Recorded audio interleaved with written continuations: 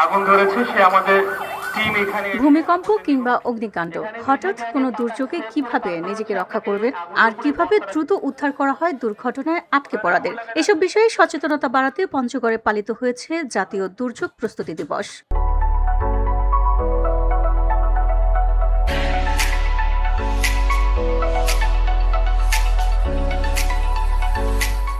দুর্যোগ প্রস্তুতিতে লড়ব, তারুণ্যের বাংলাদেশ গড়ব, এই প্রতিপাদ্যকে সামনে রেখে মঙ্গলবার সকালে জেলা প্রশাসনের উদ্যোগে নানা কর্মসূচির আয়োজন করা হয়। দিবসটি উপলক্ষে জেলা প্রশাসকের কার্যালয়ের সামনে থেকে একটি বর্ণাঢ্য র্যালি বের করা হয়। র্যালিটি শহরের প্রধান প্রধান সড়ক প্রদক্ষিণ করে আবার জেলা প্রশাসকের কার্যালয় প্রাঙ্গণে এসে শেষ হয়।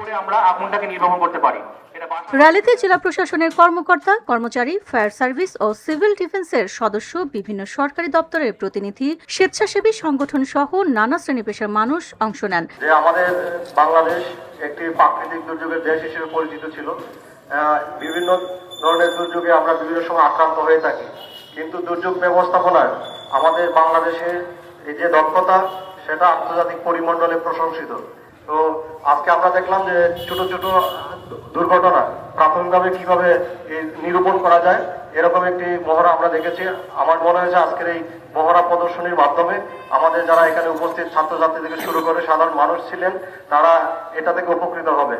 র্যালি শেষে সবার নজর কাড়ে ভূমিকম্প ও অগ্নিকাণ্ড মোকাবেলায় বাস্তবধর্মী মহড়া। ফায়ার সার্ভিস ও সিভিল ডিফেন্সের সদস্যরা দেখান দুর্ঘটনার সময় কিভাবে দ্রুত উদ্ধার অভিযান পরিচালনা করতে হয় এবং কিভাবে আগুন নিয়ন্ত্রণে আনা হয়।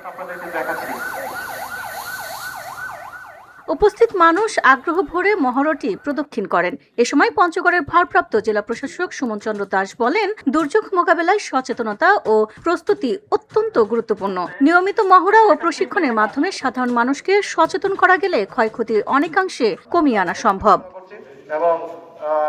VOD Bangla news desk.